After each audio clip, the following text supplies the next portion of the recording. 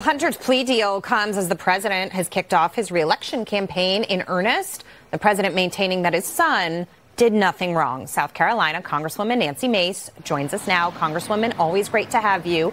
Want to get your reaction to what we found out today, because this is a Biden Justice Department serving justice on the president's son. Having said that, how will this investigation move forward, especially in light of the recordings that we've heard about that could actually implicate the president himself? Well, I will tell you, the House Oversight Committee is not going to stop now. In fact, we're even more encouraged because the DOJ proved today that they are not serious about holding the Biden family accountable for crimes that have been committed. This is just a slap on the wrist. This is a sweet deal for Hunter Biden on a nothing burger tax charge and federal gun charges, when in fact we have seen evidence of racketeering, RICO, money laundering, bribery, prostitution rings, you name it, and they have yet to charge him 5, 6, 7 years later, not to mention the current president's involvement in any of those schemes. On those other charges that you just mentioned, would you expect those to come eventually? Well, I do believe that the House Oversight Committee, we're going to follow the facts wherever they take us, but I do believe the House Oversight Committee will refer charges to DOJ on other illegal doings by Hunter Biden, by other members of the Biden family, and maybe even the current president, because we've seen time after time, whenever Joe Biden makes a denial, that in fact what he denies is actually true. Congresswoman, my concern with all of this is the plea deal and the fact that this is an ongoing investigation all serves essentially to block finding the truth on the bigger questions, which have to do with foreign influence.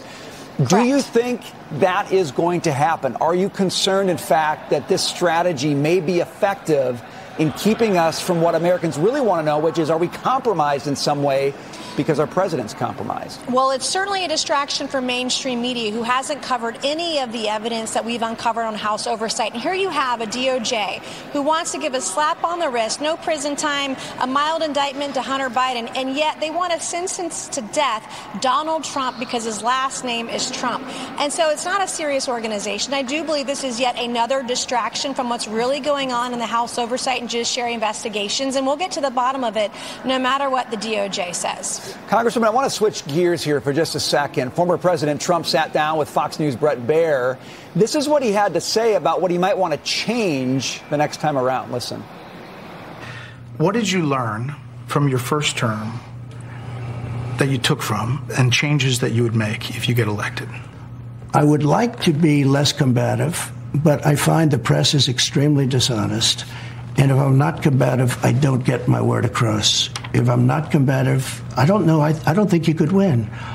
I think regardless me or somebody else, if somebody else got the nomination, these radical left maniacs would come after them at a level like you've never seen before, and they're not going to be able to withstand it. Our country is sick. Congresswoman, you are acquainted, shall we say, with some of the former president's combativeness. He says, look, I might want to change that. On the other hand, he says, I don't know if I can. But you look around the world right now, especially with what's going on with China, and you kind of say to yourself, maybe sharp elbows are really what we need right now. Well, when you compare and contrast Joe Biden, who shows weakness on the world stage, with Donald Trump, who only exhibits strength, and they're not that many years apart, you see strength and wit and smarts. And under President Trump, love him or hate him, we had the lowest unemployment rate for every American, black, brown, woman, male, female, you name it. We had bipartisan prison reform in this country. We had tax cuts that we hadn't had in decades, and our economy was very healthy. And so there's something to be said about the strength that Donald Trump can bring to the table. But I appreciate his acknowledgement of tone, that tone does matter. I represent a very purple district. I've been on the other end of Donald Trump's ire. I've been given a lot of nicknames. I was primaried. But the American people want to know that their leader of their country is going to fight for them. That they're going to fight for the right things. And at the end of the day, I think that tone matters. Being able to be a leader and show leadership during very divisive times right now is what our country needs. Someone who can bring our country together. Congresswoman, he needs to gain the support of independents in order to win a general election.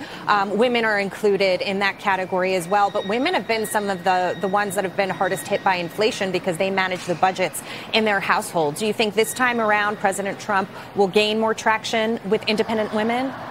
Well, I think it's going to be very important for Donald Trump to look at who he pairs with on the ticket. He needs a strong woman who can bring suburban moms to the table, can bring independent and centrist voters, because otherwise, no matter who the nominee is, whether it's Donald Trump or anybody else, if we don't have a woman who can bring centrist voters to the table, get them to cross the finish line, we're not going to win the majority. We will not keep the House. We won't win the White House, and certainly we'll lose the Senate. And so my message to Donald Trump, my message to any candidate in the Republican primary today is to think about how we're going to cross over and get independent voters and centrist voters. I've been able to do that. I have crossed many barriers as a woman in South Carolina in the 1st Congressional District, broken many barriers. I have found a way to bring together independents, Republicans, and Democrats, and that's what we really need to do. Think long and hard about who we're going to nominate, who will be the vice presidential candidate, so that we can cross the finish line and win big in 24.